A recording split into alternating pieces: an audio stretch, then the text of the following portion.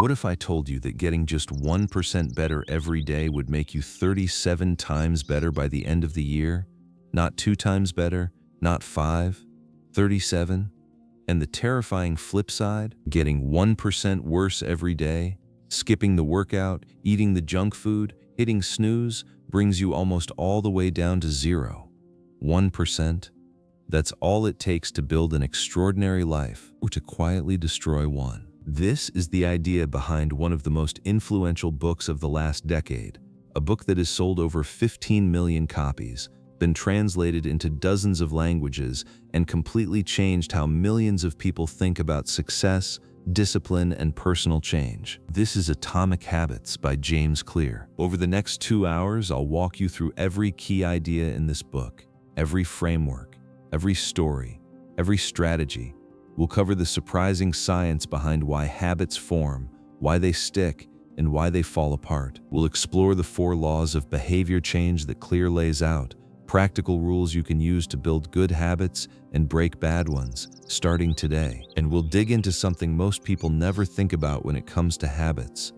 The idea that lasting change isn't really about what you do, it's about who you become. Now here's something I want you to think about before we dive in. James Clear didn't come to this topic from a laboratory or a university lecture hall. He came to it from a hospital bed, after one of the most traumatic experiences you can imagine. On the final day of his sophomore year of high school, Clear was standing on a field when a classmate took a full swing with a baseball bat. The bat slipped. It flew directly into Clear's face, smashing into the space right between his eyes. The impact was so violent that it crushed his nose into a distorted shape, fractured his skull in multiple places, and shattered both eye sockets. His brain slammed against the inside of his skull. Swelling surged through his head almost instantly. He was rushed to the nurse's office, where he couldn't remember the year, the president, or even his own mother's name without a 10-second delay. He lost consciousness before the ambulance arrived. He stopped breathing. He was airlifted by helicopter to a larger hospital in Cincinnati, where a team of 20 doctors and nurses rushed him into the trauma unit.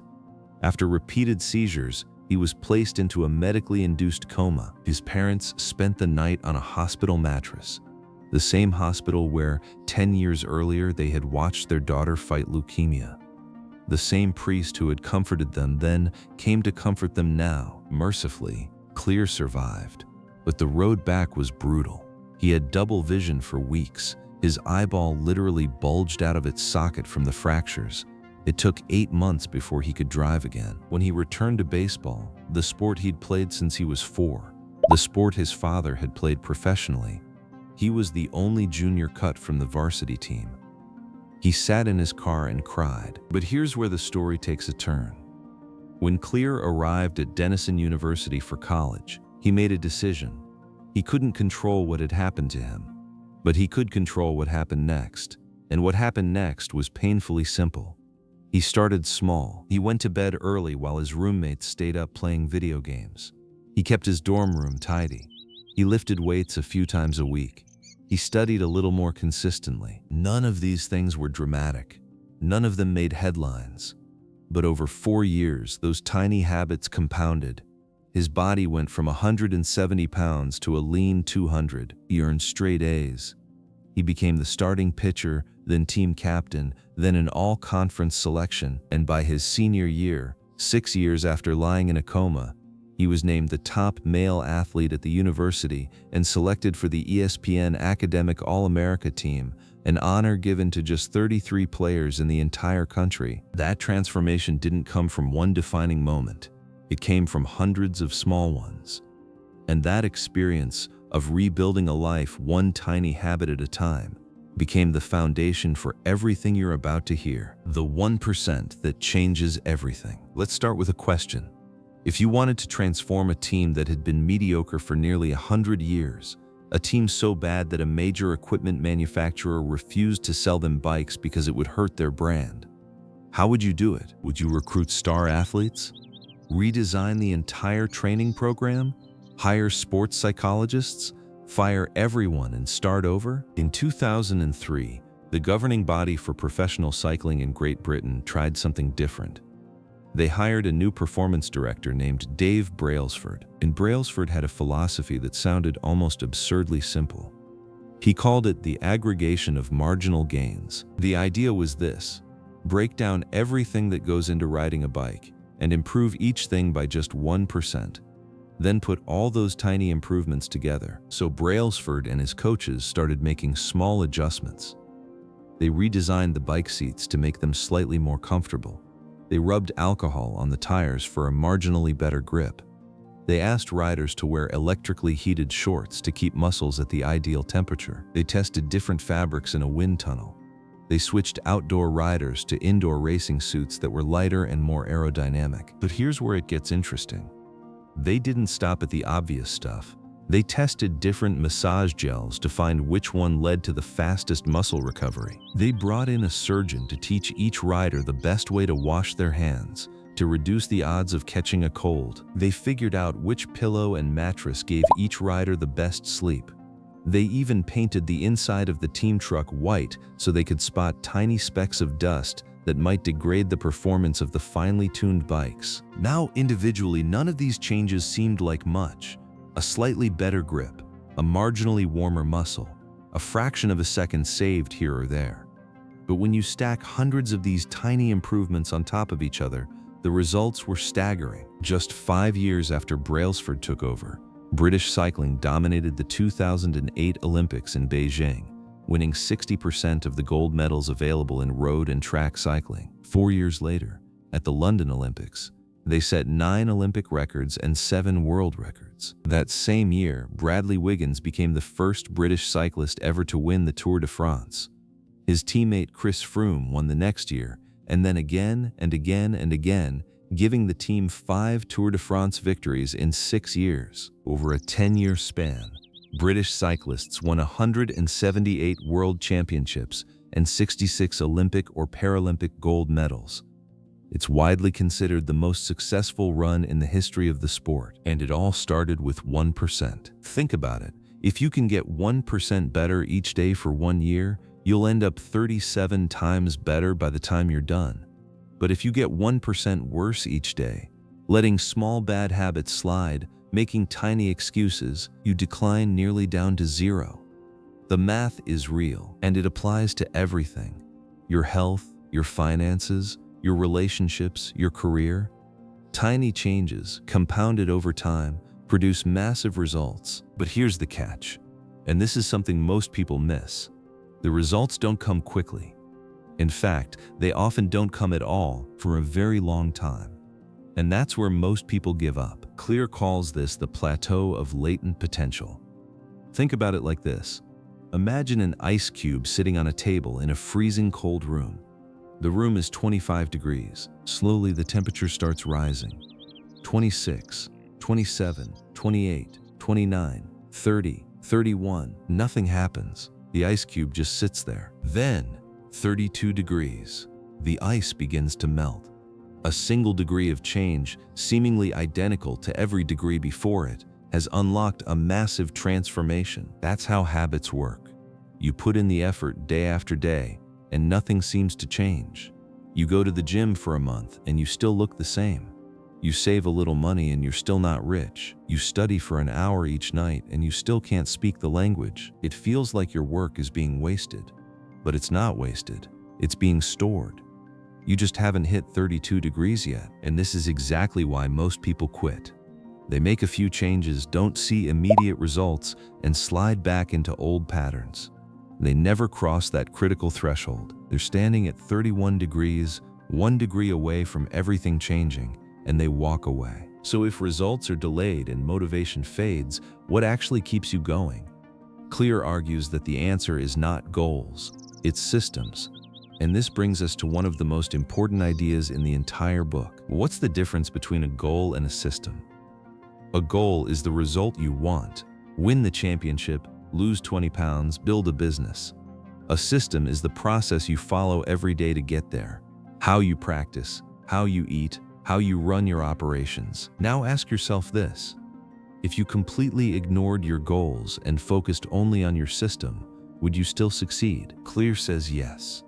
And he gives 4 powerful reasons why goals alone are a trap. First, winners and losers have the same goals. Every Olympic athlete wants gold. Every entrepreneur wants to build $1 million company. The goal doesn't separate the people who succeed from the people who don't. The system does. Second, achieving a goal is only a momentary change. You can clean your messy room once, but if you don't change the habits that made it messy, it'll be a disaster again in a week. You treated the symptom, not the cause. Third, goals restrict your happiness. When you say, "I'll be happy when I achieve this goal," you're putting happiness on hold. And if you don't hit the goal, then you failed, even if you made incredible progress. And fourth, goals are at odds with long-term progress. Many runners train for months, then stop the moment they cross the finish line. The race is over. There's nothing left to push for. That's the yo-yo effect of goal setting. The purpose of setting goals is to win the game. The purpose of building systems is to keep playing the game. And that's the real key to lasting results. Clear puts it as sharply as anyone ever has. You do not rise to the level of your goals. You fall to the level of your systems. You don't change your habits. You change who you are. So if systems are what drive lasting change, what drives the best systems? Clear says the answer goes deeper than most people expect. It goes all the way down to your identity. Think about behavior change as having 3 layers, like the rings of an onion. The outermost layer is your outcomes, what you get. Losing weight, earning more money, publishing a book. The middle layer is your processes, what you do, your routines, your workout schedule, your morning habits.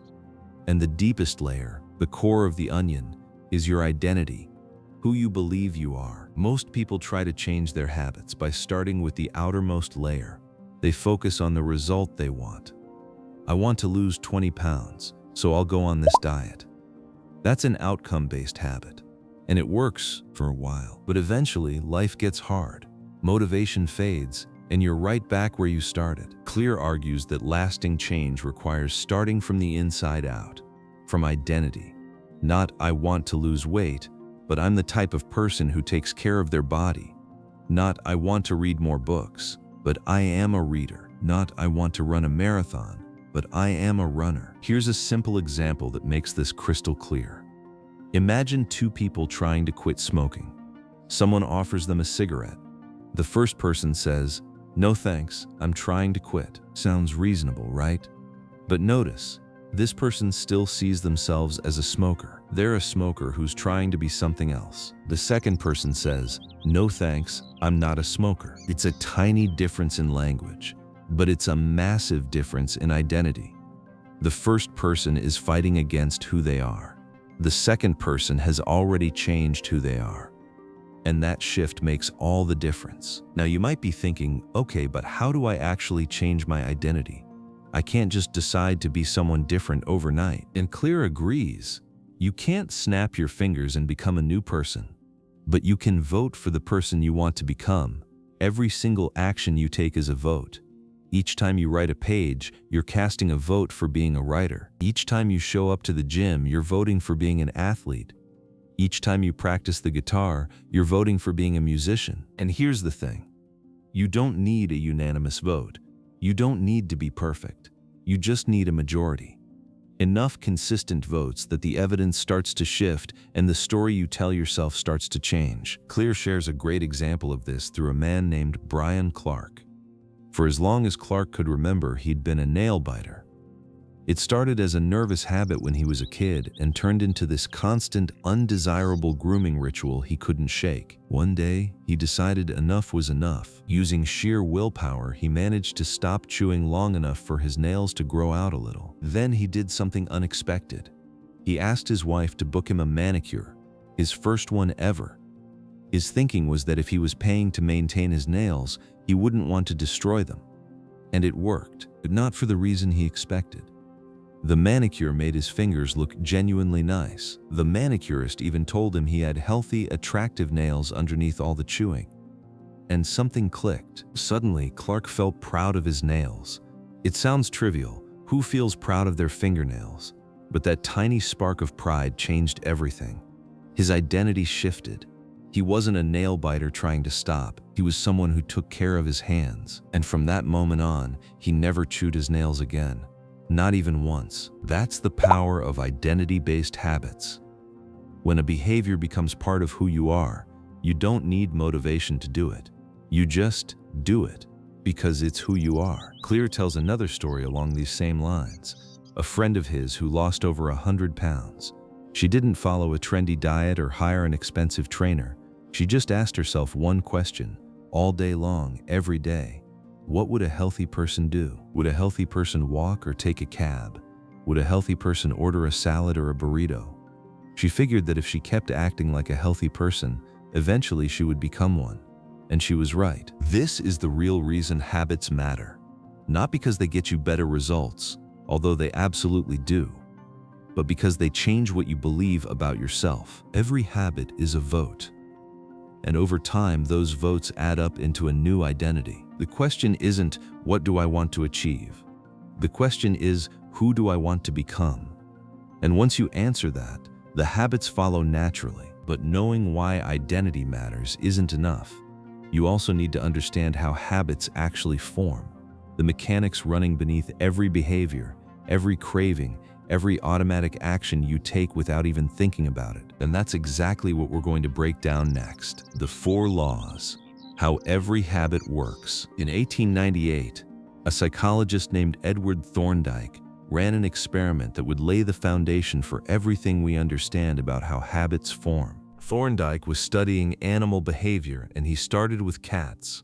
He built a series of puzzle boxes, small enclosures with a door that could only be opened by performing a simple action, like pulling a loop of cord or pressing a lever. He'd place a cat inside, and outside the box, just visible, he'd leave a bowl of food. At first, the cats had no idea what to do. They'd scratch at the walls, poke their noses into corners, claw at random objects. It was pure chaos.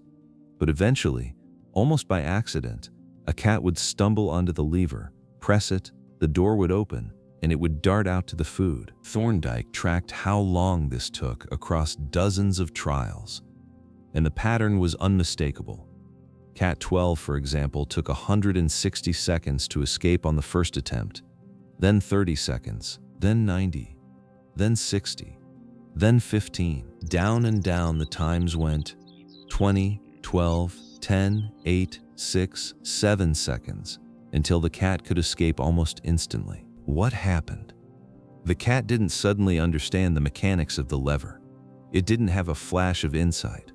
What happened was simpler and more powerful than that. Through repetition, the cat's brain learned to associate pressing the lever with the reward of escaping and eating. The useless movements faded away. The useful action got reinforced. And over time, it became automatic. That is a habit forming in real time, and it works the same way in your brain and mine. Every habit you've ever built, good or bad, follows the same process. You encounter a situation, you try different responses, one of them works, your brain remembers it, and the next time that situation comes up, your brain skips the trial and error phase and goes straight to the solution. Clear breaks this process into 4 steps. And understanding these 4 steps is the key to understanding everything else in this book. Step 1 is the cue. The cue is the trigger, the thing that tells your brain to start a behavior. It's the notification that buzzes on your phone, the smell of fresh coffee, the stress you feel after a hard day. The cue is your brain noticing an opportunity or a problem. Step 2 is the craving. The craving is the motivational force. It's not the habit itself you crave. It's the change in state it delivers. You don't crave smoking a cigarette. You crave the feeling of relief it provides. You don't want to scroll through social media. You want to feel connected. You don't want to turn on the television. You want to be entertained. Every craving is really a desire to feel different than you do right now. Step 3 is the response. This is the actual behavior, the habit itself. It might be a thought or an action. Whether you actually perform it depends on how motivated you are and how much effort it requires. If the behavior demands more energy than you're willing to spend, you won't do it. And step 4 is the reward. The reward is the payoff. It satisfies your craving and teaches your brain which actions are worth repeating in the future. The cue is about noticing the reward. The craving is about wanting the reward. The response is about obtaining the reward. And the reward closes the loop. Together, these 4 steps form an endless feedback loop. Cue, craving, response, reward. Cue, craving, response, reward. It's running right now as you're listening to this. It runs every moment you're alive, and your brain cycles through it so quickly that you rarely notice it happening. Here's what this looks like in everyday life. Your phone buzzes with a text message. That's the cue. You want to know what it says. That's the craving. You pick up your phone and read it. That's the response. You satisfy your curiosity. That's the reward. And now, grabbing your phone is associated with that buzzing sound. The loop is sealed. Or imagine this. You wake up in the morning. That's the cue. You want to feel alert. That's the craving. You drink a cup of coffee. That's the response. You feel awake and energized. That's the reward. And now, waking up triggers the desire for coffee automatically. These loops are running in the background of your life constantly.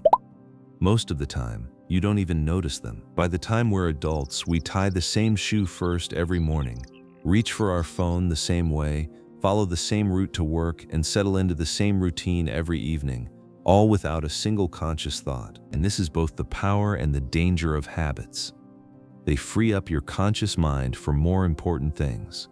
But they also mean you can spend years on autopilot, repeating patterns that don't serve you, without ever questioning why. So how do you take control? How do you deliberately build good habits and dismantle bad ones? Clear translates those 4 steps into what he calls the 4 laws of behavior change. To build a good habit, make it obvious, make it attractive, make it easy, make it satisfying. To break a bad habit, invert each law. Make it invisible, make it unattractive, make it difficult, make it unsatisfying. That's the entire framework. 4 laws, 4 inversions. And for the rest of this book, Clear is going to show you exactly how to use each one. Every strategy, every technique, every story ties back to these 4 laws. So let's start with the first one. The first law, make it obvious. Before you can change a habit, you have to notice it. That sounds simple, but it's harder than you'd think, because the most powerful habits are the ones you don't even realize you have. Clear opens this section with a fascinating story about a woman, a paramedic, who arrived at a family gathering one evening, took one look at her father-in-law, and immediately got concerned. "I don't like the way you look," she said. He laughed it off. "Well, I don't like your looks either." "No," she insisted. "You need to go to the hospital. Now." A few hours later, the man was in emergency surgery. Doctors discovered a blockage in a major artery. He was on the verge of a heart attack. Without his daughter-in-law's instinct, he could have died that night. So what did she see? Here's what's fascinating. She couldn't explain it. Not precisely, but after years of working with patients in cardiac distress, her brain had learned to recognize a subtle pattern in the way blood distributes across the face when arteries are blocked. She saw it without knowing she saw it. Her conscious mind couldn't describe the cue, but her non-conscious mind had already sounded the alarm. This is how the brain works. It's a prediction machine. It absorbs information from your environment constantly, cataloging patterns, filing away what works and what doesn't. And after enough exposure, it can pick up on cues that you would never consciously notice. Military analysts do the same thing, identifying enemy missiles on radar screens despite looking nearly identical to friendly aircraft. Museum curators can sense a forgery before they can articulate what's wrong with it. Experienced radiologists spot where a stroke will develop before any obvious symptoms appear. Now here's the flip side. This same non-conscious processing is why bad habits sneak up on us. The triggers become so familiar that they're invisible. The cookies sitting on the kitchen counter, the remote control next to the couch, the phone in your pocket. You respond to these cues dozens of times a day without a single moment of deliberate thought. Clear shares a few examples that are almost comically relatable. A retail clerk who had been cutting up used gift cards all day. When the next customer paid with a real credit card, the clerk swiped it, picked up the scissors, and cut the credit card in half on pure autopilot. She didn't realize what she'd done until she looked up at the customer's stunned face. A former preschool teacher who switched to a corporate job but kept asking her adult coworkers if they'd washed their hands after going to the bathroom. A retired lifeguard who would shout "walk" whenever he saw a child running years after leaving the pool. These are funny, but the point is profound. Our habits become so deeply encoded that they fire automatically, whether we want them to or not.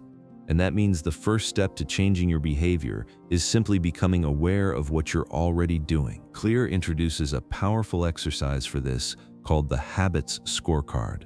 It's beautifully simple. You write down every single thing you do in a typical day, from the moment you wake up, turn off alarm, check phone, go to the bathroom, brush teeth, make coffee, and so on. Then you go through the list and rate each habit. Is this good for the person I want to become? Mark it with a plus sign. Is it bad? Mark it with a minus. Is it neutral? Mark it with an equal sign. No judgment, no guilt, just observation. The Japanese railway system has a version of this built into their daily operations. It's called pointing and calling. As a train operator runs the train, they physically point at each signal, gauge, and timetable and call out what they see. Signal is green. Speed is 80. Time is 13:07. Platform staff point along the edge and declare all clear before each departure. It seems ridiculous, but it reduces errors by up to 85% and cuts accidents by 30%. Why? Because it raises behaviors from the automatic, non-conscious level to the deliberate, conscious level. You can't fix what you can't see. And the Habits Scorecard is your personal version of pointing and calling. Once you're aware of your habits, the next step is to make the cues for your good habits as obvious as possible. And Clear gives us two powerful strategies for doing exactly that. The first is called an implementation intention. It's based on a famous study from 2001, where researchers in Great Britain worked with nearly 250 people to build better exercise habits. They split the subjects into 3 groups. The first group just tracked their workouts. The second group tracked their workouts and received a motivational presentation about the benefits of exercise. The third group got the same presentation, same motivation, same information, but they were also asked to write one sentence: "During the next week, I will exercise for at least 20 minutes on this day, at this time, in this place." The results? In the first 2 groups, about 35 to 38% of people exercised at least once per week. And interestingly, the motivational presentation made virtually no difference. But in the third group, the one that wrote down when and where they'd exercise, 91% followed through. More than double the rate. The takeaway is striking. Motivation didn't move the needle. Clarity did. These people didn't suddenly want to exercise more. They just knew exactly when, where, and how they would do it. The vagueness was gone. Clear turns this into a formula anyone can use. I will do this behavior at this time in this location. That's it. I will meditate for 1 minute at 7 a.m. in my kitchen. I will study Spanish for 20 minutes at 6 p.m. in my bedroom. I will exercise for 1 hour at 5 p.m. in my local gym. Think about it. How many times have you told yourself, "I'm going to eat healthier," or "I'm going to read more," or "I should start working out," without ever specifying when, where, how? We leave it to chance. We hope motivation will strike at the right moment, and it almost never does. An implementation intention eliminates the guesswork. When the moment arrives, you don't have to decide anything. You just follow the plan. The second strategy is even more powerful. Clear calls it habit stacking, and it's based on a principle he learned from Stanford professor B.J. Fogg. The idea is simple. Instead of linking your new habit to a specific time and location, you link it to something you already do every day. The formula is, after I do this current habit, I will do this new habit. After I pour my morning coffee, I will meditate for 60 seconds. After I take off my work shoes, I will immediately change into workout clothes. After I sit down to dinner, I will say one thing I'm grateful for. Why does this work so well? Because you're not relying on memory or motivation. You're using the natural momentum of your existing behavior as a launch pad. One action flows into the next like dominoes. And speaking of dominoes, Clear illustrates this beautifully with the story of the French philosopher Denis Diderot. Diderot lived in poverty for most of his life, but in 1765, the Russian Empress Catherine the Great bought his personal library for the equivalent of over $150,000 in today's money. Suddenly, he had money. With his new wealth, he bought himself a beautiful scarlet robe. But the robe was so elegant that everything else he owned looked shabby by comparison. So he replaced his rug with one from Damascus. He bought expensive sculptures, a new mirror for the mantel, a better kitchen table, a leather chair to replace his old straw one.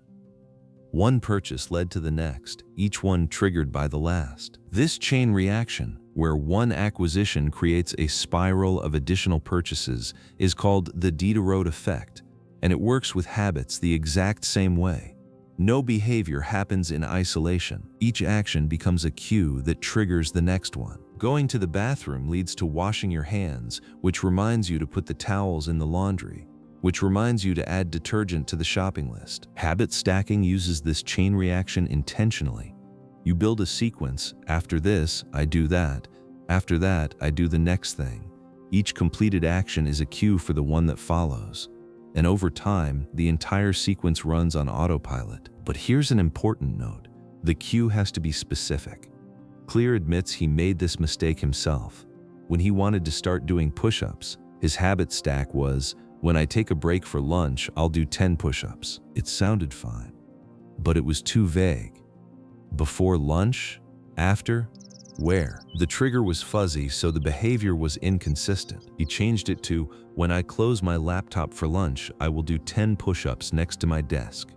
Ambiguity gone, and the habit stuck. The more tightly bound your new habit is to a specific, concrete cue, whether that's a time, a location, or an existing behavior, the more likely you are to notice when the moment arrives. And noticing is everything, because if the first law says make it obvious, then the first step is making sure you can actually see the trigger that's supposed to start the chain. But here's where Clear takes it to the next level. Implementation intentions and habit stacking help you create personal cues. But the most powerful cues aren't internal, they're all around you. They're built into the spaces where you live, work, eat, and sleep. And that brings us to one of the most underrated forces in all of human behavior: your environment. Design your world. In 2002, a primary care physician named Anne Thorndike had a bold idea. She wanted to change the eating habits of thousands of people at Massachusetts General Hospital, staff and visitors alike, without talking to a single one of them. No lectures, no pamphlets, no motivational speeches. She wanted to change behavior by changing the environment. Here's what she did. The hospital cafeteria had refrigerators near the cash registers that were stocked entirely with soda. Thorndike and her research team added water to those fridges. Then they placed baskets of bottled water next to every food station throughout the room. Soda was still available in all the same places. Nobody removed it. They just made water more visible and more accessible. Over the next 3 months, soda sales dropped by over 11%. Water sales jumped by nearly 26%. They made similar changes with food placement and saw similar results. And not a single person was told to change their diet. Not one. This is the invisible power of environment. People didn't choose water because they suddenly cared more about their health. They chose water because it was there. It was obvious. It was the easiest option. And that's how most of our choices actually work. We like to think we're in control of our decisions. We believe we choose water over soda because we want to be healthy. We believe we pick up a book because we're intellectually curious. We believe we check our phone because we have something important to see. But the truth is far less flattering. A huge portion of our daily behavior is shaped not by conscious choice, but by whatever option happens to be right in front of us. Clear puts it this way: environment is the invisible hand that shapes human behavior. And he backs it up with a fascinating example. During the energy crisis of the 1970s, Dutch researchers studied energy usage in a neighborhood near Amsterdam. The homes were nearly identical, Same size, same electricity prices, same construction, but some homeowners were using 30% less energy than their neighbors. The difference? The location of the electrical meter. Some homes had it tucked away in the basement. Others had it mounted in the main hallway, where residents walked past it every single day. When your energy use is staring you in the face, you behave differently. No willpower required. No goals written on a vision board. Just a visible cue in the right place. Clear argues that the same principle applies to everything. Want to eat more fruit? Don't bury it in the crisper drawer at the bottom of your fridge where you'll forget about it. Put it in a big display bowl in the middle of your kitchen counter. He did exactly this with apples. For years he'd buy them, put them in the crisper, and find them rotten weeks later. He never saw them, so he never ate them. The moment he moved them to the counter, he started eating several a day, almost like magic. Want to practice guitar more? Don't leave it in the closet. Put the guitar stand in the middle of your living room. Want to drink more water? Fill up bottles in the morning and place them in every room you spend time in. Want to remember to take your vitamins? Put the bottle right next to the faucet on your bathroom counter. The most persistent behaviors usually have multiple cues. Think about how many different situations trigger a smoker to reach for a cigarette. Driving, stress, seeing a friend smoke, finishing a meal. The same strategy works for good habits. Sprinkle triggers throughout your environment, and you'll think about the habit all day long without even trying. But Clear goes even deeper than just placing objects in visible spots. He introduces an idea that completely reframes how we should think about our surroundings. Stop thinking about your environment as filled with objects, he says.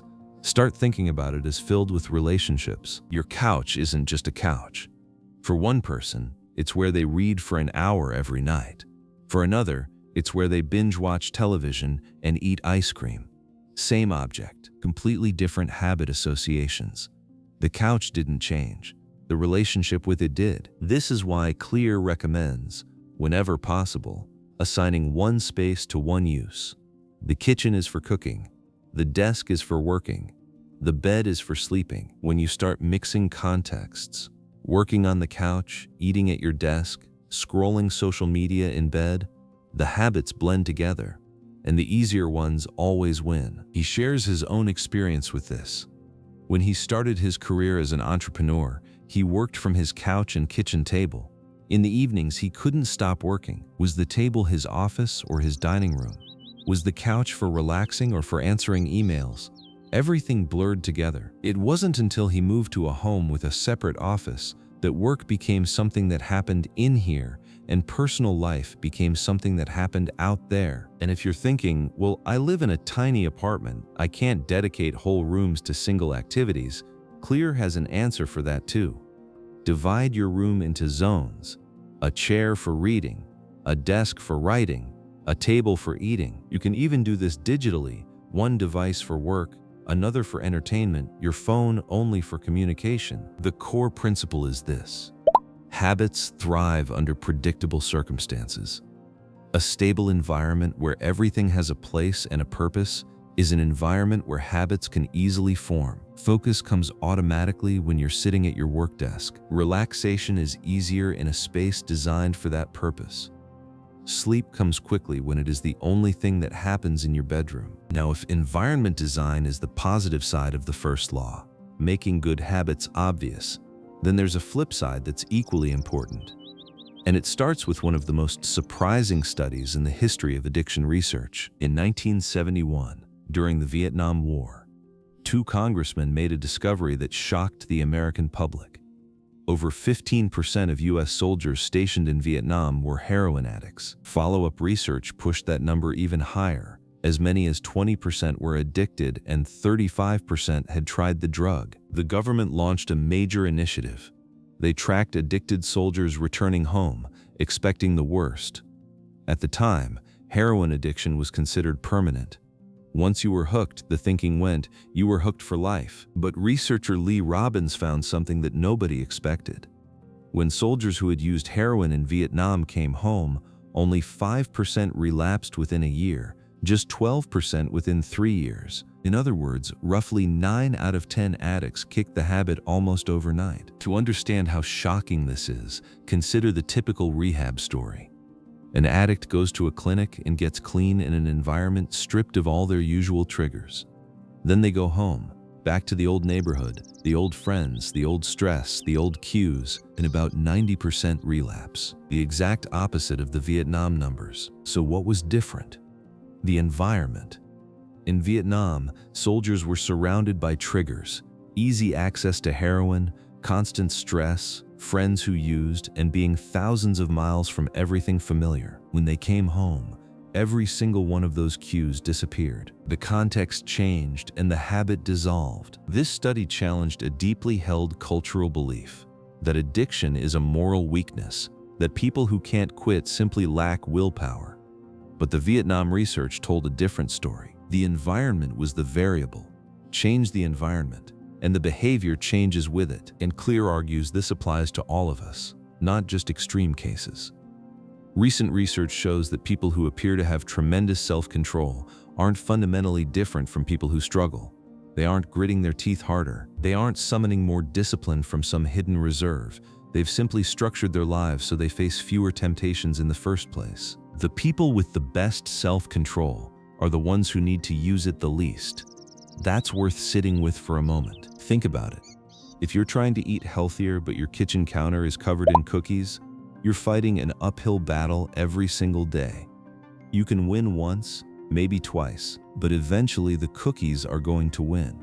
Not because you're weak, because you're human, and human willpower is a limited resource. The smarter approach, the one backed by the science, is to cut bad habits off at the source. Reduce your exposure to the cue. Can't stop checking your phone? Leave it in another room. Can't stop watching TV? Move the television out of your bedroom.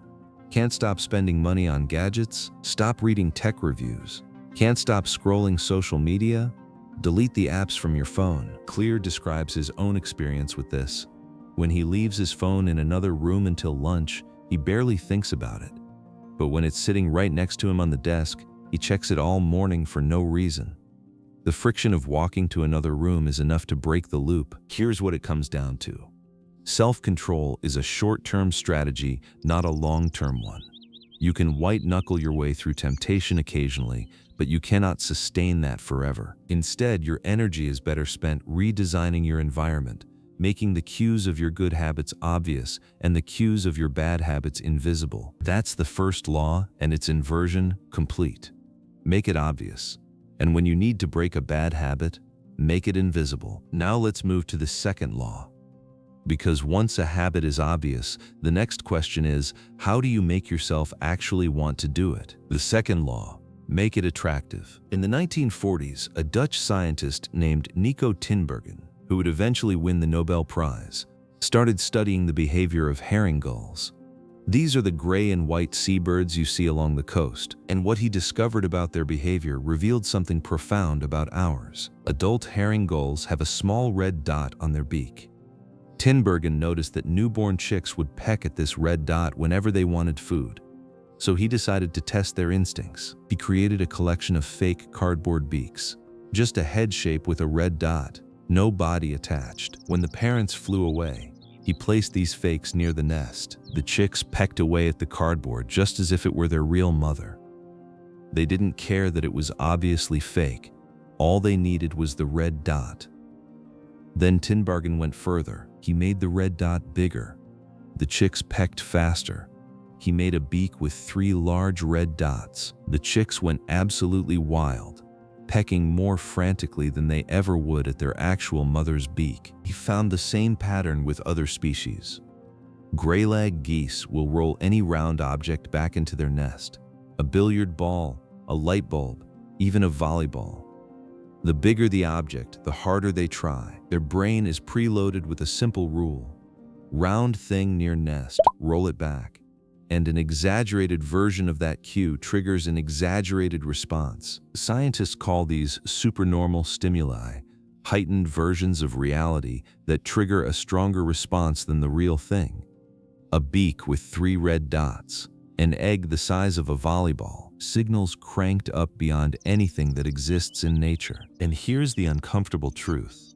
We are surrounded by supernormal stimuli every single day. Junk food is a supernormal stimulus. Our brains evolved over hundreds of thousands of years to value salt, sugar, and fat because those nutrients were rare and calorie-dense in the wild. Eating as much of them as possible was an excellent survival strategy when you didn't know where your next meal was coming from. But our brains haven't updated. We still crave these things as if they're scarce, even though we live in a world where 1,000 calories can be delivered to your door in 15 minutes. Food scientists know this. They spend millions engineering the perfect combination of salt, sugar, and fat, what they call the bliss point, to make products as irresistible as possible. They optimize for crunch, creaminess, and what the industry calls dynamic contrast, that sensation you get from a crispy pizza crust with melted cheese on top, or an Oreo's crunch combined with its smooth center. Natural foods give you the same sensation bite after bite, and your brain loses interest. But processed foods keep the experience novel, encouraging you to keep eating. Social media is a supernormal stimulus too. More validation in 5 minutes than you'd get in a month at work. Online content splices together stimulating moments at a rate impossible to replicate in real life. Advertising creates images so polished that even the model doesn't look like the final photo. We have the brains of our ancestors, but temptations they never had to face. And the trend is always toward more concentrated rewards. Junk food is more concentrated than natural food. Hard liquor is more concentrated than beer. Video games are a more concentrated form of play than board games. Each generation faces a more potent version of the same ancient triggers. So the second law, make it attractive, is about working with this wiring, not against it. And to understand how to do that, we need to talk about dopamine. For a long time, scientists assumed dopamine was simply the pleasure chemical. You do something enjoyable, dopamine gets released, you feel good. But newer research has revealed something far more interesting. Dopamine is released not only when you experience a reward, but when you anticipate one. Gambling addicts get a dopamine spike right before they place a bet, not after they win. The anticipation is where the rush lives. Thinking about Christmas morning as a child can feel better than actually opening the gifts. Daydreaming about a vacation can be more enjoyable than the vacation itself. And here's the kicker. Your brain has far more neural circuitry dedicated to wanting rewards than to liking them. The wanting centers are huge, spanning the brainstem, the nucleus accumbens, the amygdala, portions of the prefrontal cortex. The liking centers are tiny by comparison, scattered like small islands throughout the brain. Researchers found that 100% of the nucleus accumbens activates during wanting.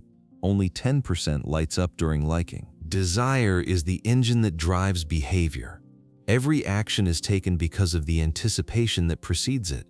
And that means if you want to build a habit, you need to make it something you look forward to. Clear introduces a practical strategy for this called temptation bundling.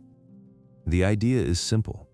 Pair an action you want to do with an action you need to do. He tells the story of Ronan Byrne, an engineering student in Dublin, who loved watching Netflix but knew he should exercise more.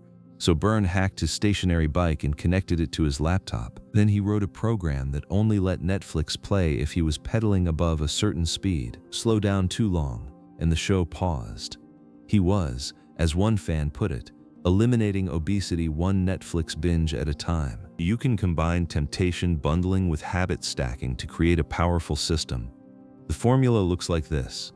After your current habit, you do the habit you need. After the habit you need, you do the habit you want. So after you get back from lunch, you call 3 potential clients.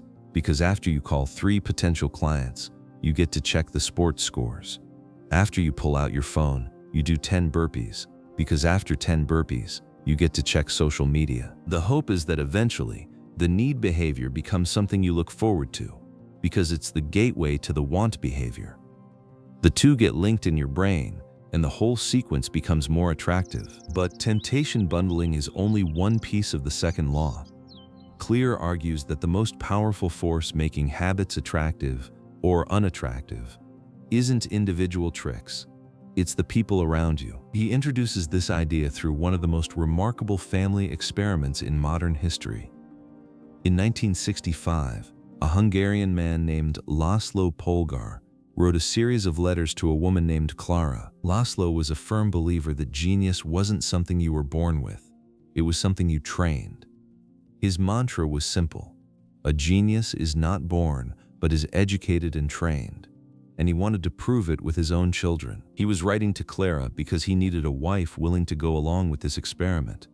Clara was a teacher who shared his belief that with proper instruction, anyone could develop extraordinary skills. They married, and together they chose chess as the testing ground. They homeschooled their 3 daughters, Susan, Sophia, and Judith, in a house filled with chess books and pictures of famous players. The children played against each other constantly and competed in tournaments from a very young age, and the results were staggering. Susan, the oldest, was defeating adults by the time she was 4.5. Sophia became a world champion by 14, and Judith, the youngest and the best, became the youngest grandmaster in history at 15 years and 4 months old, breaking Bobby Fischer's record. For 27 years, she was the top-ranked female chess player in the world. But here's what's most interesting. When asked about their childhood, the sisters didn't describe it as grueling or harsh. They described it as fun. They loved chess. They couldn't get enough of it. Their father once found Sophia playing chess in the bathroom in the middle of the night. When he told her to put the pieces away and go to sleep, she replied, "Daddy, they won't leave me alone." The Polgar sisters grew up in a culture where chess wasn't a chore. It was the most normal, celebrated, rewarded activity in their world. And that's the deeper lesson of the second law.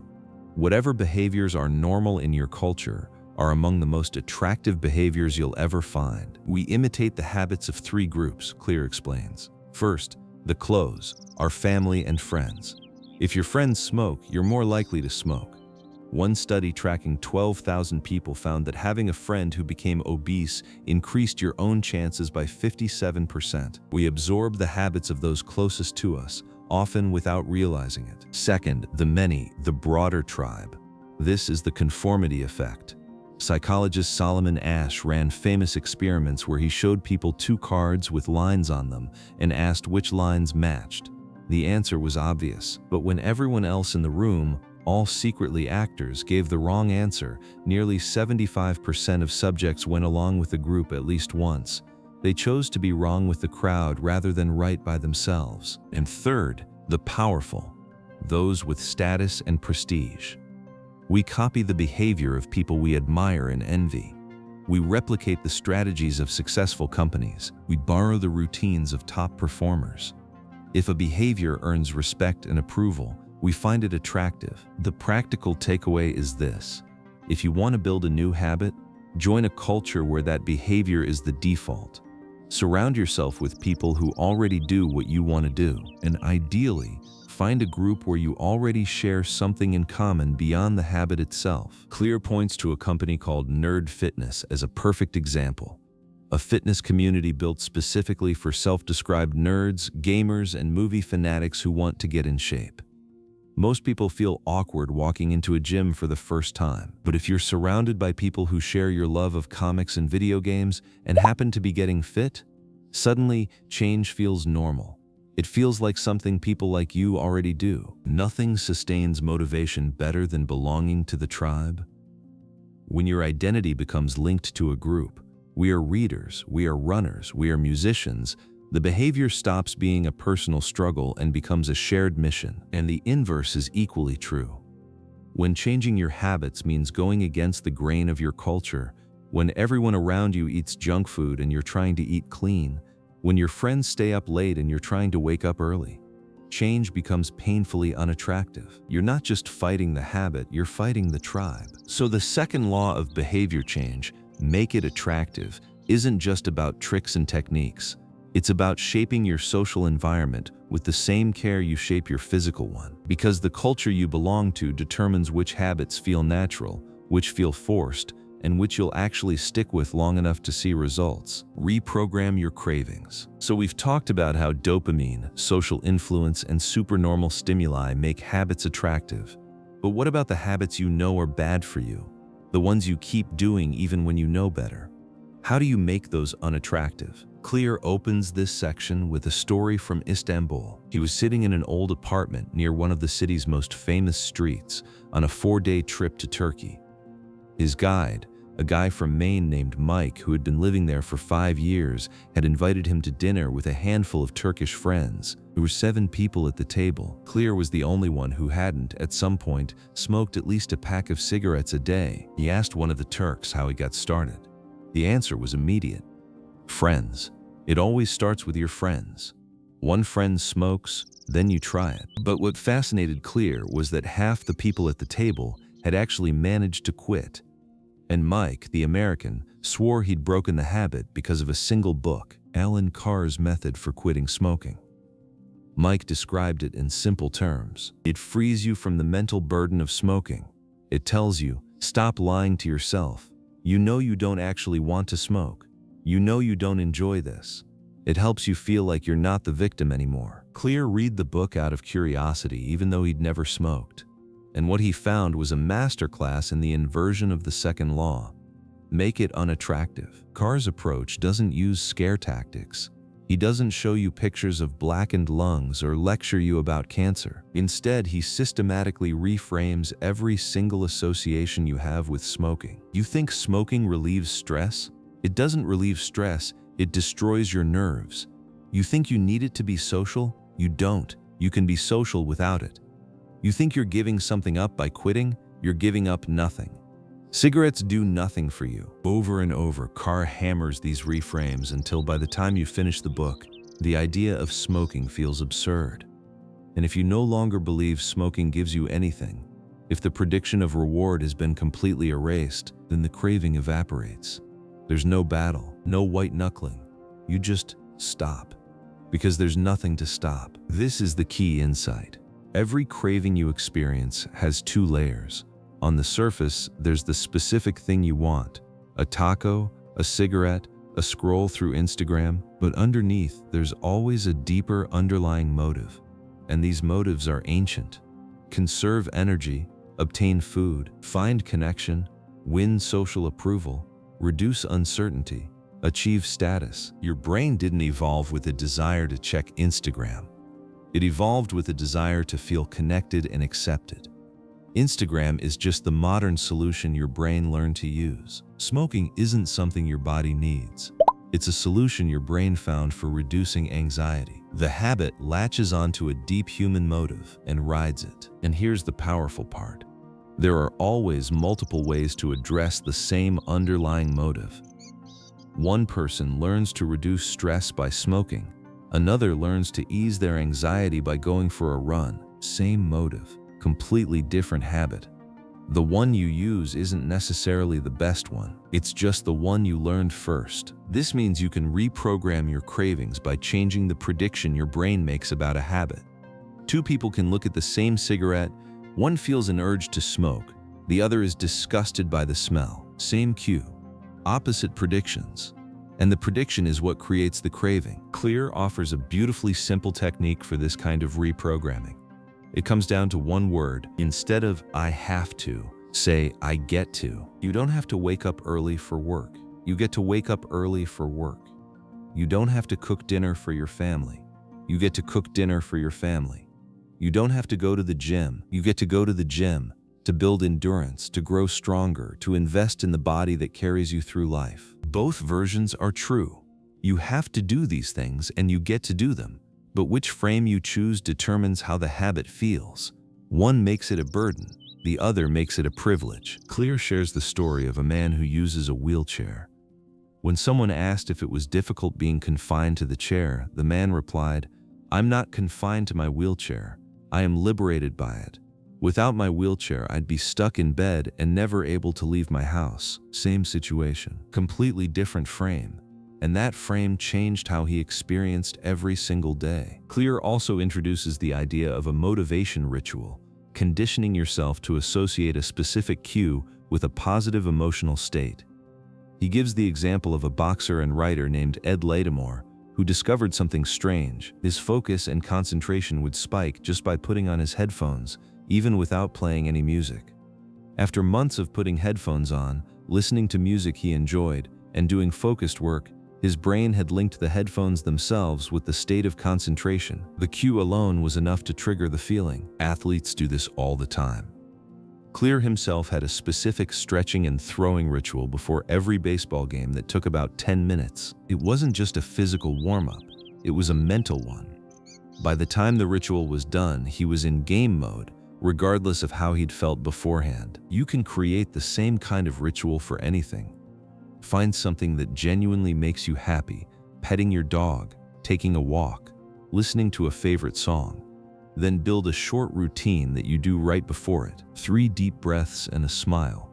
Then the enjoyable thing. Over time, the routine itself becomes a trigger for the positive state. Stressed at work?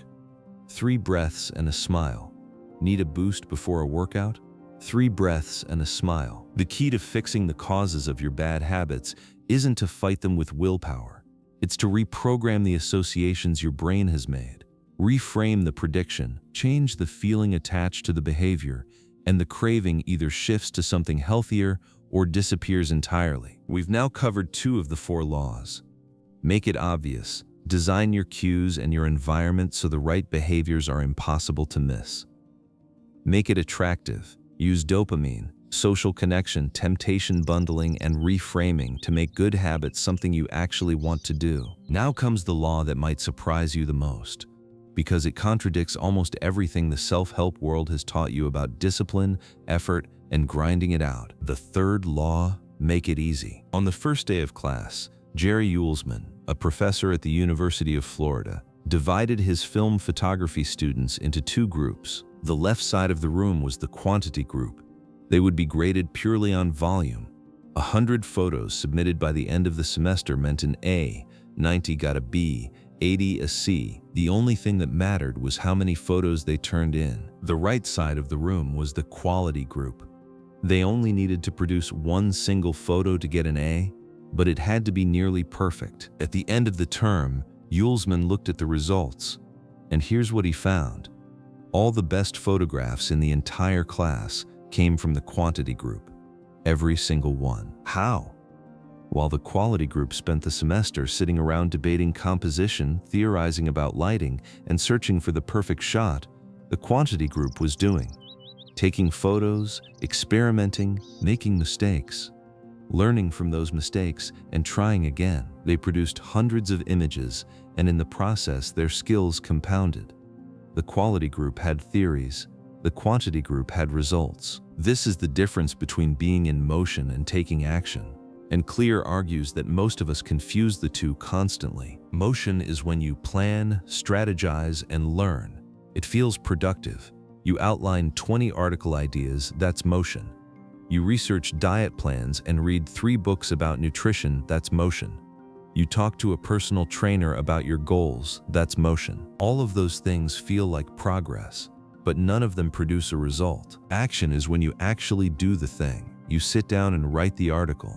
You eat a healthy meal. You do the workout. Action delivers an outcome.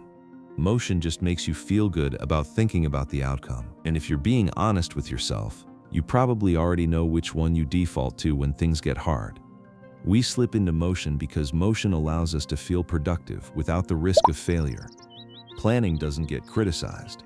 Brainstorming doesn't get judged. Only action puts you on the line. Clear's message here is blunt. If you want to master a habit, the key is to start with repetition, not perfection. You don't need the optimal plan. You don't need to map out every detail. You just need to get your reps in. And this leads to one of the most common questions people ask about habits. How long does it take to build one? You've probably heard the answer, 21 days, or maybe 30, or 66. But Clear says all of those numbers miss the point, because habits form based on frequency, not time. Think about it. You could do something twice in 30 days, or 200 times. Both take the same number of calendar days. But the person with 200 reps is in a completely different place. It's not about how many days have passed, it's about how many times you've actually done the behavior. Neuroscientists have a term for this, long-term potentiation. Each time you repeat an action, the neural connections associated with it get stronger. Neurons that fire together wire together. And this isn't just a metaphor. It creates real, measurable physical changes in the brain. Musicians have a larger cerebellum, the brain region critical for physical movements. Mathematicians have more gray matter in areas responsible for computation, and London taxi drivers, who spend years memorizing every street in one of the most complex cities on Earth, have a significantly larger hippocampus, the part of the brain involved in spatial memory. When those drivers retire, their hippocampus actually shrinks back down. The brain adapts to what you repeatedly ask it to do. So the question isn't how many days until this habit sticks, it's how many reps do I need? And the answer to that second question leads directly to the core of the third law. Make it as easy as possible to get those reps in. Clear illustrates this through one of the most fascinating examples in the entire book, the shape of continents. In his award-winning book, Guns, Germs, and Steel, the scientist Jared Diamond pointed out something that seems obvious but has profound consequences. Europe and Asia stretch primarily from east to west. The Americas and Africa stretch primarily from north to south. Why does this matter? Because locations along the same latitude share similar climates, same amount of sunlight, same rainfall patterns, same growing seasons. A farmer in France could grow the same crops as a farmer in China, but a farmer in Florida couldn't use the same techniques as a farmer in Canada. The climate changes dramatically as you move north and south. The result? Agriculture spread 2 to 3 times faster across the east-west axis of Europe and Asia than it did up and down the Americas. And that seemingly small geographic advantage, a tiny reduction in friction, compounded over centuries into massive differences in population growth, military power, and technology. Even on a civilizational timescale, behavior follows the path of least resistance. The less friction, the more the behavior spreads. This is the law of least effort. When deciding between two similar options, people will naturally gravitate toward the one that requires the least amount of work.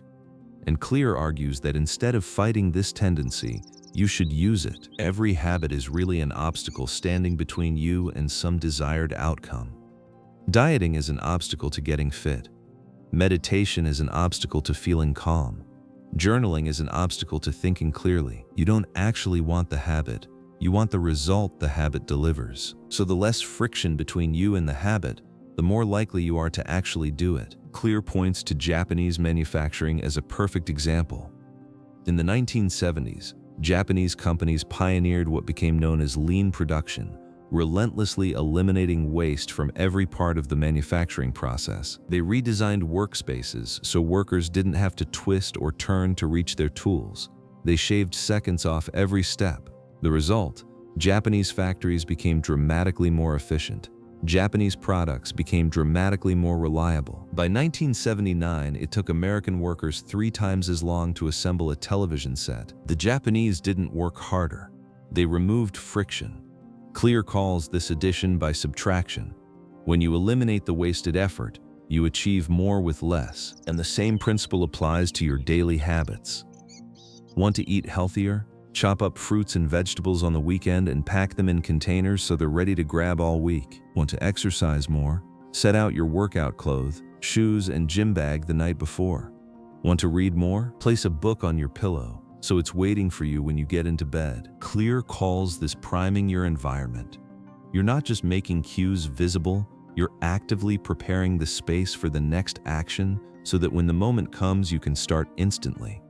You've removed the friction before it even shows up, and you can use the same strategy in reverse. Want to watch less TV? Unplug it after each use. Only plug it back in if you can say out loud the name of the show you want to watch. Want to use your phone less? Leave it in a different room until lunch. Want to stop eating junk food? Don't keep it in the house. Make the bad habit inconvenient enough that it's no longer worth the effort. Clear shares his own experience. When he hides beer in the back of the fridge where he can't see it, he drinks less. When he deletes social media apps from his phone, it can be weeks before he bothers to reinstall them. These are tiny changes, a few seconds of friction, but that friction is enough to break the automatic loop. Now, all of this, reducing friction, priming your environment, removing obstacles, sets you up to actually start the habit. But there's one more strategy in the third law that Clear considers the most important of all, and it's deceptively simple. It's called the 2-minute rule, and it states, when you start a new habit, It should take less than 2 minutes to do. Read before bed each night becomes read 1 page. Do 30 minutes of yoga becomes take out your yoga mat. Study for class becomes open your notes. Run 3 miles becomes tie your running shoes. Now you might be thinking, that's ridiculous. Nobody's actual goal is to read 1 page or tie their shoes. And you're right. But Clear argues that the point isn't to do just 2 minutes. The point is to master the art of showing up. He shares the story of a reader who used this approach to lose over 100 pounds. In the beginning, the man went to the gym every day, but he told himself he wasn't allowed to stay for more than 5 minutes. He'd walk in, exercise for 5 minutes, and leave. After a few weeks, he thought, well, I'm coming here every day anyway. I might as well stay a bit longer. Over time, 5 minutes became 10, then 20, then a full workout. A few years later, the weight was gone. The genius of this strategy is that it protects the most fragile part of any new habit, the beginning. You don't need to be great. You don't need to be motivated. You just need to show up, because a habit has to be established before it can be improved. You can't optimize something that doesn't exist. Clear lays out what he calls habit shaping, progressive phases that start with the 2-minute version and gradually build. Want to become an early riser? Phase 1, be home by 10 p.m. every night. Phase 2, all devices off by 10. Phase 3, be in bed by 10. Phase 4, lights off by 10. Phase 5, wake up at 6 a.m. Each phase is small enough to feel effortless, and each one builds the foundation for the next. Standardize before you optimize. That's the principle. Get the habit locked in at its simplest possible form. Show up consistently, and once showing up is automatic, then, and only then, start making it harder. There's another reason the 2-minute rule is so powerful, and it connects back to what we discussed earlier about identity. If you show up at the gym 5 days in a row, even if it's only for 2 minutes, you're casting votes. You're not worried about getting in shape yet. You're building evidence that you're the type of person who doesn't miss workouts. And that identity, once established, carries the habit forward long after the initial motivation has faded. 1 push-up is better than no exercise. 1 minute of guitar is better than never practicing. 1 page of reading is better than never picking up a book. It's always better to do less than you hoped than to do nothing at all, because the person who does something small every day is building an identity, and the person who waits for the perfect moment is building nothing. Lock it in. Sometimes, the best way to build a good habit isn't to make it easier. It's to make the bad habit harder. And sometimes, the smartest move is to make a single decision today that controls your behavior for months or years to come. In the summer of 1830, the French author Victor Hugo was in serious trouble. 12 months earlier, he had promised his publisher a new book, but instead of writing, he'd spent that entire year pursuing other projects, entertaining guests, and generally doing everything except sitting down to write. His publisher, understandably frustrated, responded by setting a new deadline, less than 6 months away. The book had to be finished by February 1831. Hugo knew himself well enough to know that willpower alone wasn't going to save him, so he came up with a plan that sounds almost absurd. He gathered up all of his clothes, every shirt, every pair of pants, every jacket, and had his assistant lock them in a large chest. He was left with nothing to wear except a large shawl. With no suitable clothing to leave the house, he was essentially trapped in his study. And it worked. Hugo wrote furiously through the fall and winter. The Hunchback of Notre Dame was published 2 weeks early, on January 14, 1831. What Hugo created, whether he knew the term or not, was a commitment device. A commitment device is a choice you make in the present that locks in your behavior in the future. It's a way to bind yourself to good habits and restrict yourself from bad ones before temptation arrives. Think about it. In the moment of temptation, your willpower is at its weakest. That's when the cookies call your name. That's when the couch looks more appealing than the gym. That's when just one more episode turns into 3 hours. The genius of a commitment device is that you make the decision when you're thinking clearly, and that decision controls what happens later when you're not. Clear gives several examples. Nir Eyal, a habits expert and friend of Clear's, bought an outlet timer, a simple adapter that sits between his internet router and the wall socket. Every night at 10 p.m., the timer cuts power to the router.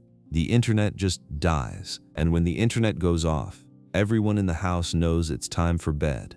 No negotiation, no just 5 more minutes. The decision was already made hours earlier by a $7 piece of technology. You can reduce overeating by purchasing food in individual packages instead of bulk sizes. You can prevent gambling by voluntarily adding yourself to the banned list at casinos. If you want to eat less at a restaurant, ask the waiter to box half the meal before it comes out. If you wait until the food is sitting in front of you to tell yourself, "I'll only eat half," that plan is already dead. The key is to change the task so that getting out of the good habit requires more effort than staying in it. Schedule a yoga session and pay in advance. Email someone you admire and set up a meeting. Sign up for the class. Pay the deposit. Make a public commitment. When the moment arrives to bail, the only way out is to cancel something, lose money, or break a promise. And that friction is often enough to keep you on track. But Clear takes this idea even further. Beyond individual commitment devices, he argues that the most powerful version of the third law is automation. Make the habit so embedded in your life that it happens without you ever having to think about it again. He tells the story of John Henry Patterson, an Ohio businessman in the mid-1800s who ran a small supply store for coal miners. The store should have been profitable, steady customers, little competition, but it kept losing money. Patterson eventually figured out why. His employees were stealing from him. In that era, receipts sat in open drawers.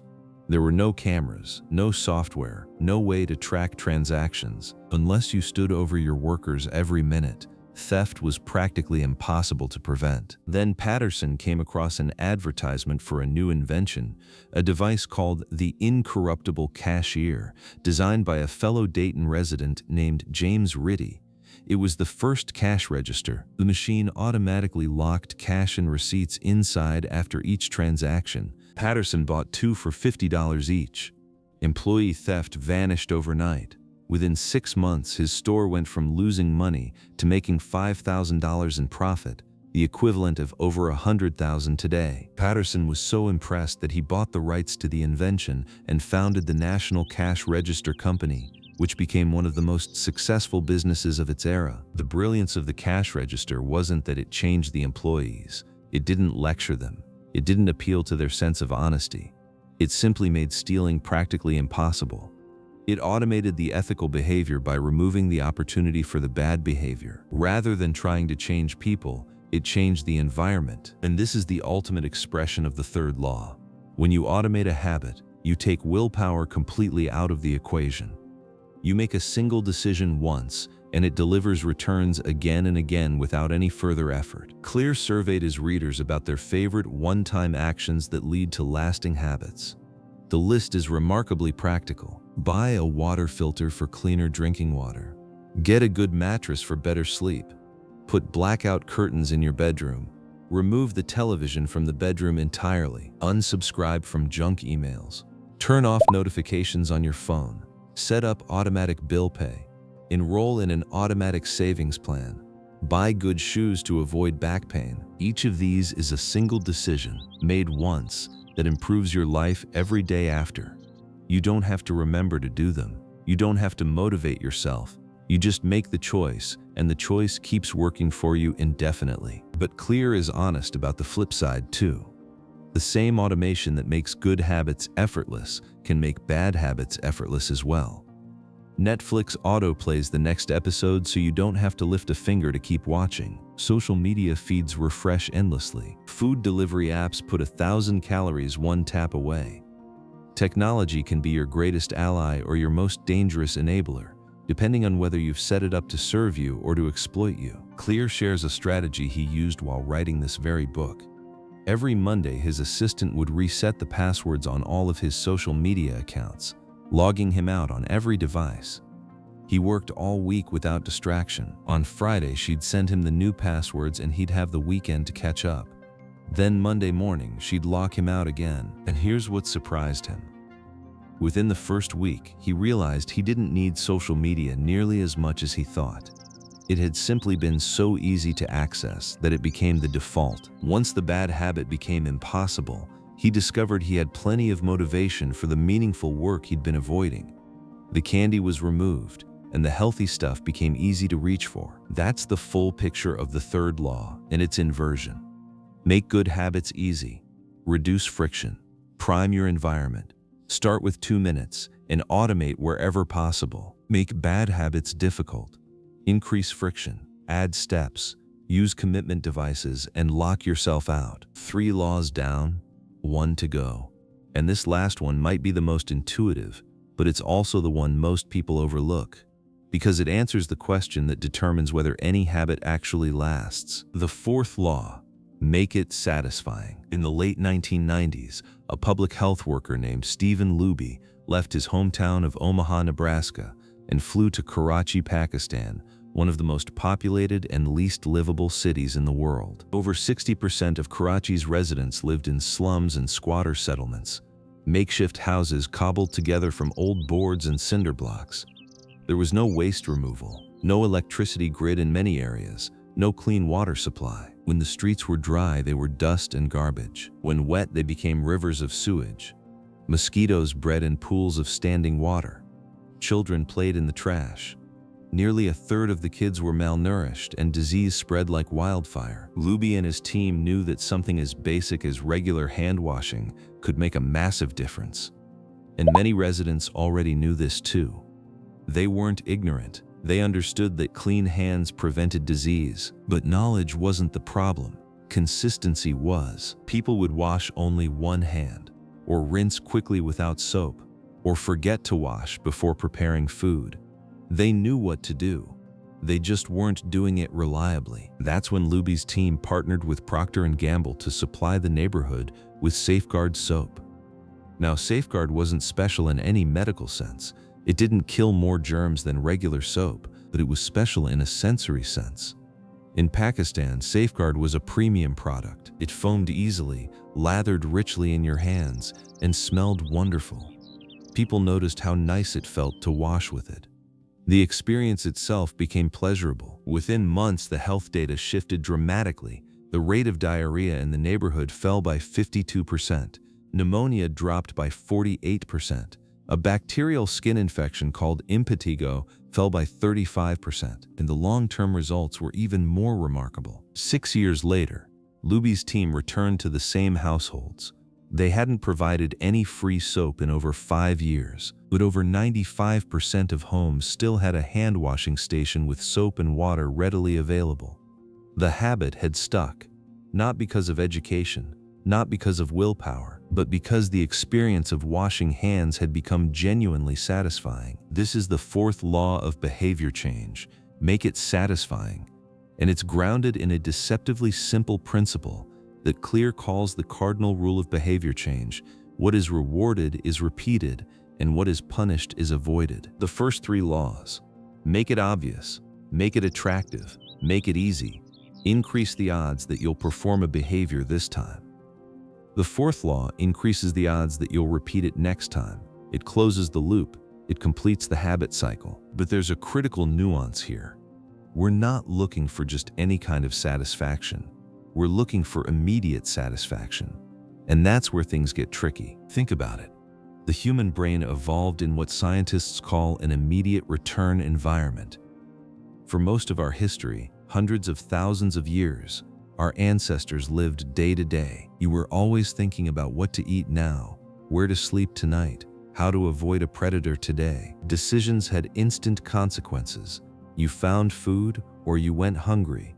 You ran from the lion or you died. But modern life is a delayed return environment. You work for weeks before getting a paycheck. You exercise for months before seeing results in the mirror. You save money for decades before you can retire. The payoff is always somewhere in the future. And here's the problem. Our brains haven't caught up. We're walking around with hardware that was built for instant feedback, trying to navigate a world that rewards patience. And that mismatch explains an enormous amount of human behavior. Why does someone smoke when they know it causes cancer? Because the stress relief is immediate and the cancer is years away. Why does someone overeat when they know it leads to obesity? Because the taste is immediate and the weight gain is gradual. Why does someone skip the gym? Because the couch feels good right now and the six-pack is months of effort away. With bad habits, the immediate outcome usually feels good, but the ultimate outcome is bad. With good habits, it's the reverse. The immediate experience is often unenjoyable, but the long-term result is worth it. Clear puts it sharply. The costs of your good habits are in the present, and the costs of your bad habits are in the future. And since the brain prioritizes the present, good habits require a strategy to bridge that gap. That strategy is reinforcement, adding a small, immediate reward to the end of a good habit so that it feels satisfying right now, even before the long-term results show up. Think of it like this. In the beginning of any habit, intrinsic rewards, a better mood, more energy, visible results, haven't kicked in yet. You've gone to the gym 3 times and you still look the same. You've saved $50 and you're still not rich. You need something to keep you going while the delayed rewards accumulate in the background. Clear gives a great example. One of his readers and his wife wanted to stop eating out so much and start cooking together more. So they opened a savings account and labeled it Trip to Europe. Every time they skipped going out to eat, they transferred $50 into the account. At the end of the year, they used that money for the vacation. Notice what happened. Cooking at home is normally an act of deprivation. You're giving something up. But by linking it to the savings account, they turned it into an act of progress. Every home-cooked meal meant they could see the vacation fund growing. The immediate reward was watching the number go up. The habit of avoidance became visible and satisfying. This principle extends everywhere.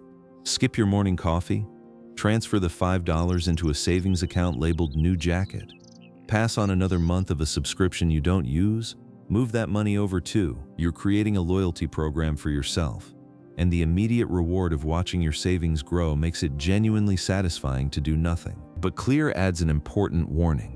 Your short-term reward has to reinforce the identity you're trying to build, not conflict with it.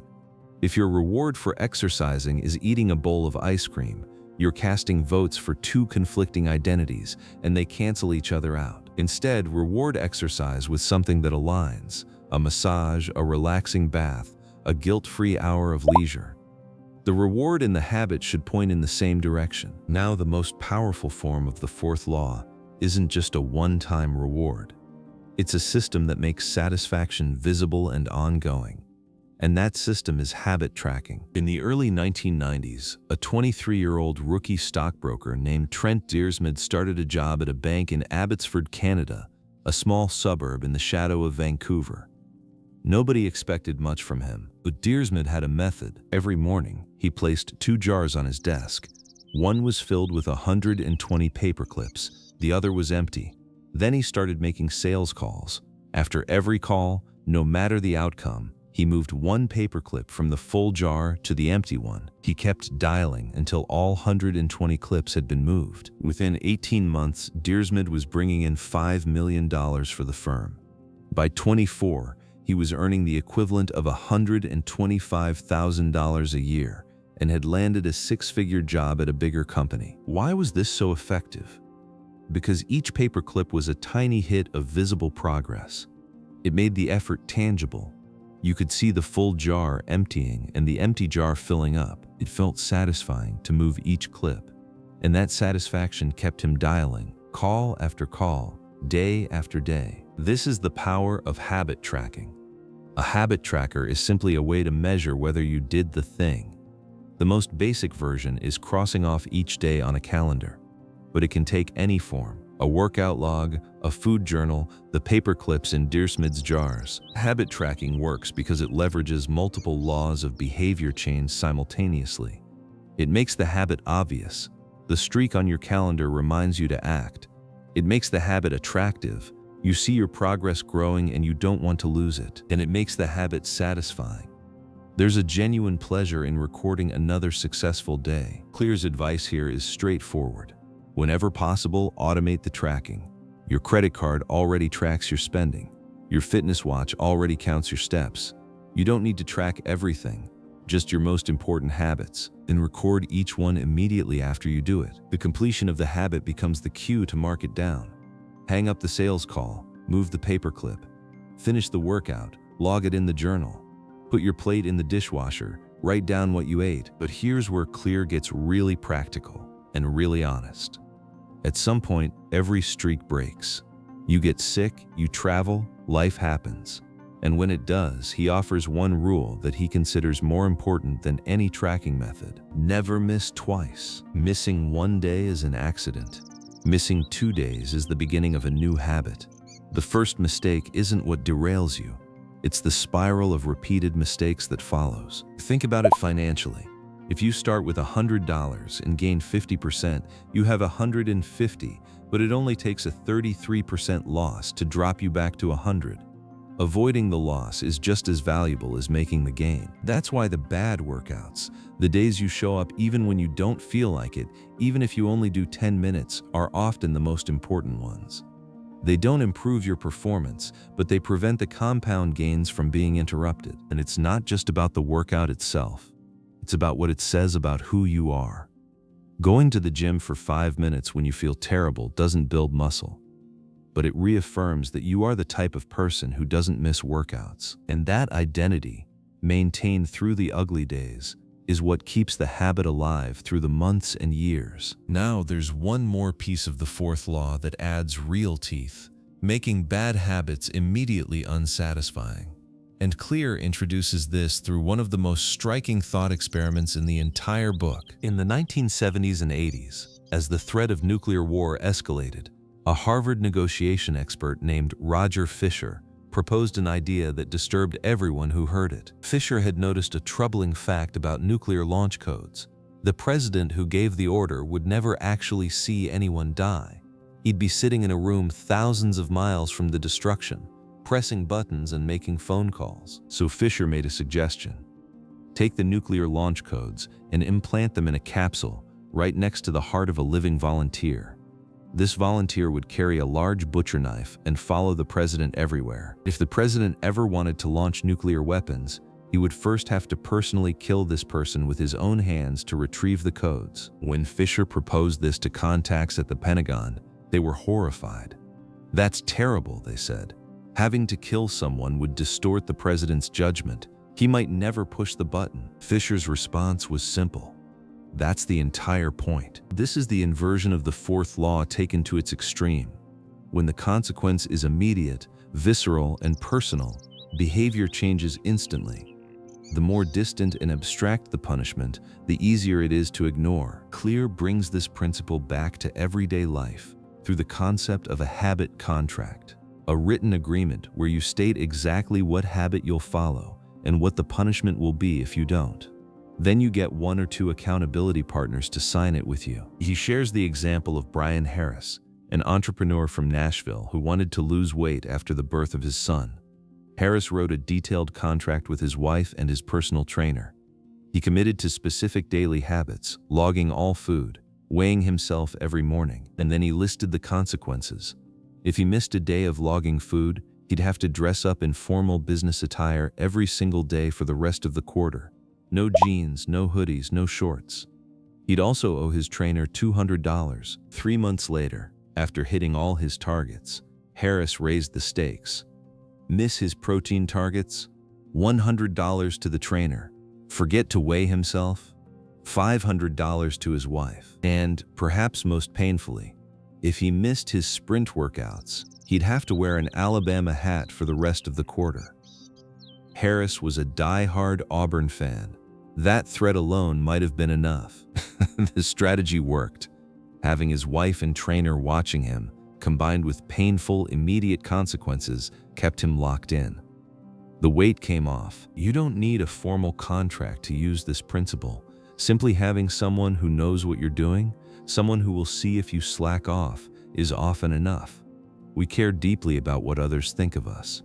We don't want to be seen as unreliable or lazy. That social pressure, when channeled deliberately, becomes one of the most powerful forces for behavior change. And that completes the 4 laws. Make it obvious, make it attractive, make it easy, make it satisfying. And to break a bad habit, Invert each one.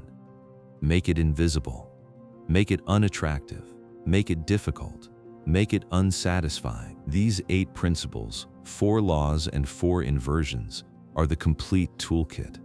Every strategy in this book, every story, every technique maps back to one of these levers. And when you know which lever to pull, changing your behavior stops feeling like a mystery and starts feeling like engineering. But clear isn't done, because even with the perfect system, there are questions the 4 laws alone don't answer. What happens when you've built your habits but hit a ceiling? How do you stay motivated when the excitement wears off? And what do you do when the very habits that served you start holding you back? The truth about talent and boredom. Let me ask you something. What do Michael Phelps and a Moroccan middle-distance runner named Hicham El Guerrouj have in common? Phelps is widely considered the greatest swimmer in history, more Olympic medals than any athlete in any sport. El Guerrouj is one of the greatest middle-distance runners of all time, 2 Olympic golds and world records in the mile, the 1,500 meters, and the 2,000 meters. One competed in water, the other on land. Phelps stands 6 feet 4 inches tall. El Guerrouj is 5 feet 9, and yet despite that 7-inch difference in height, these 2 men wear the exact same length pants. How is that possible? Because Phelps has an unusually long torso and relatively short legs, the perfect build for pulling through water. El Guerrouj has incredibly long legs and a compact upper body, the ideal frame for covering ground efficiently on a track. Now imagine if they switched sports.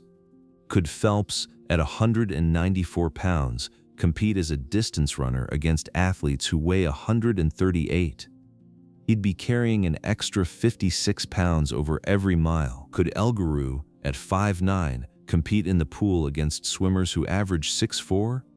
He'd be at a severe reach disadvantage before he even touched the water. The point isn't that genetics determine everything.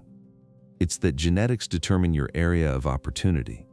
Your genes don't decide your destiny, but they do tell you where the odds are in your favor. And Clear argues that the secret to maximizing your success, with habits and with everything else, is choosing the right field of competition. This applies directly to habits. Habits are easier to perform and more satisfying to stick with when they align with your natural inclinations. If you hate running but love swimming, building a running habit is going to feel like a war every single day. But building a swimming habit might feel like play. The behavior is similar. You're exercising either way, but the experience is completely different because one fits who you are and the other fights against it. Clear encourages you to explore broadly at first, what he calls the explore-exploit trade-off. In the beginning of any new pursuit, try many things. Cast a wide net, date different options. Then, once you find something that fits, something where you seem to get better results with less effort, something that feels like fun to you but work to others, go deep. Exploit that advantage. He offers 4 questions to help you identify where you're at a natural advantage. What feels like fun to me but work to others? The mark of a great fit isn't that you love every second of it. It's that you can handle the pain of the task easier than most people can. When you're enjoying yourself while others are complaining, you've found your lane. What makes me lose track of time? That state of total absorption, where the rest of the world fades away, is a strong signal that the activity matches your wiring. Where do I get greater returns than the average person? If your results come faster than your peers' results, that's worth paying attention to, even if you're not sure why. And what comes naturally to me?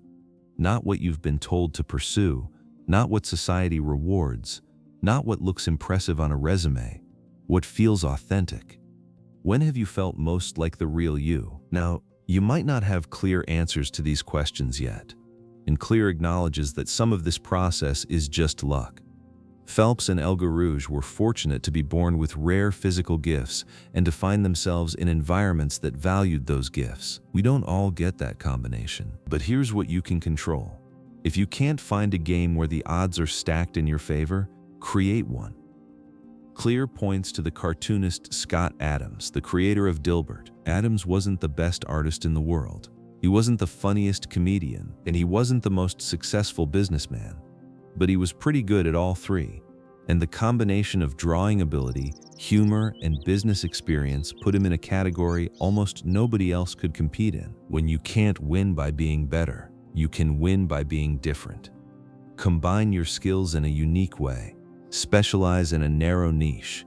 A good player works hard to win the game everyone else is playing. A great player creates a new game that favors their strengths. But even when you found the right game, there's still one more challenge. Maybe the biggest one of all. And it's not what you'd expect. Steve Martin started performing comedy when he was a teenager. He played tiny clubs around Los Angeles for crowds of 5 or 6 people who were usually too busy drinking to notice him. One night, he performed his entire routine to a completely empty room.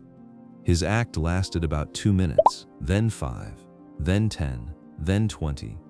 He spent years, over a decade, refining, adjusting, experimenting. 10 years spent learning, he later said. 4 years spent refining, and 4 years as a wild success. 18 years. That's how long it took Steve Martin to become an overnight success. And during those 18 years, the thing that kept him going wasn't passion. It wasn't some boundless reservoir of motivation.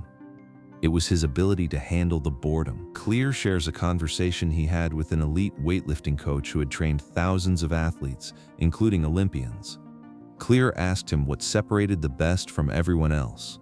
The coach mentioned the usual factors: genetics, luck, talent, but then he said something unexpected. At some point, it comes down to who can handle the boredom of training every day, doing the same lifts over and over and over. That answer surprised Clear because it reframes what we think of as work ethic.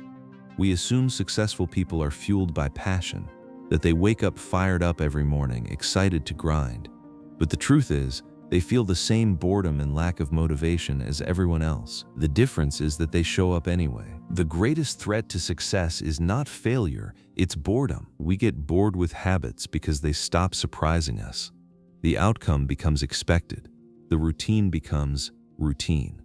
And when that happens, we start looking for something new. A different diet, a different workout program, a different business idea. We abandon the strategy that was working, not because it stopped working, but because it stopped being exciting. Clear calls this the Goldilocks rule.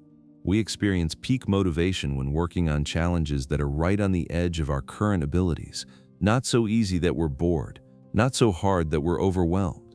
Just right, like Goldilocks finding the perfect porridge. When you hit that sweet spot, about 4% beyond your current skill level, according to some research, you enter a flow state, total immersion. Time disappears, you're completely locked in.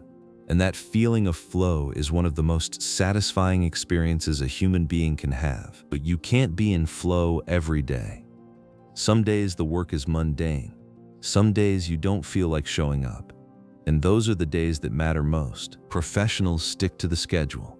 Amateurs let life get in the way. There have been sets Clear didn't feel like finishing, but he never regretted doing the workout. There have been articles he didn't feel like writing, but he never regretted publishing on schedule. There have been days he felt like relaxing, but he never regretted showing up to work on something that mattered. Anyone can work hard when they feel motivated. It's the ability to keep going when the work isn't exciting that makes the difference. And that ability, that willingness to embrace the boredom, is what separates the people who stick with their habits for years from the people who bounce from strategy to strategy, always searching for the next spark. You have to fall in love with boredom. Not because boredom is enjoyable, but because the alternative, chasing novelty forever, means you never stay with anything long enough to see it compound. The downside of habits and how to beat it. So habits are the compound interest of self-improvement. They're the backbone of mastery. They free up mental energy, automate the basics, and let you focus on higher-level challenges. But Clear is honest about something most habit books ignore. Habits have a downside. When a behavior becomes automatic, you stop paying attention to it. That's the whole point. You don't have to think about tying your shoes or brushing your teeth. But that same automaticity means you also stop noticing your mistakes. You stop questioning whether you're doing it well. You assume you're improving because you're gaining experience.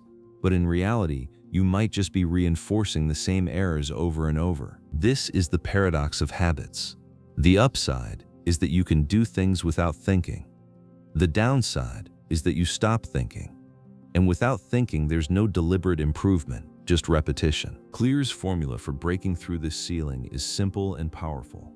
Habits plus deliberate practice equals mastery. Habits handle the foundation, the basics that need to be automatic. But once those basics are locked in, you have to return to the effortful part of the work. You have to deliberately push into the areas that are still uncomfortable. A basketball player needs to dribble without thinking so that they can focus on mastering layups with their weak hand. A surgeon needs to make the first incision on autopilot so that they can focus on the hundreds of variables that arise during the actual procedure. Each habit you master becomes the platform for the next challenge. It's an endless cycle. Automate one skill, then pour your energy into the next frontier. The tasks don't get easier overall. You just keep graduating to harder ones. Clear illustrates this beautifully through the story of the Los Angeles Lakers under coach Pat Riley. In 1986, the Lakers had arguably the most talented roster in basketball history. They started the season with a stunning 29-5 record. Experts were calling them the best team ever assembled. But then they collapsed in the playoffs, losing in the Western Conference Finals without even reaching the championship. Riley was tired of wasted potential. That summer, he created a system called the Career Best Effort Program, or CBE. Here's how it worked. For every player on the team, Riley's staff tracked their basketball statistics all the way back to high school to establish a true baseline of what that player was capable of. Then he asked each player to improve their output by just 1% over the course of the season. But CBE wasn't just about points and assists. Players earned credit for the unglamorous stuff.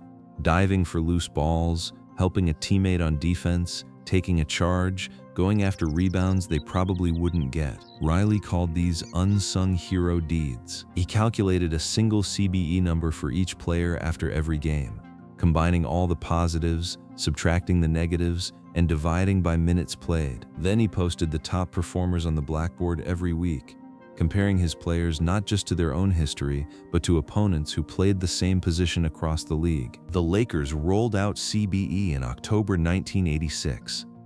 8 months later, NBA champions.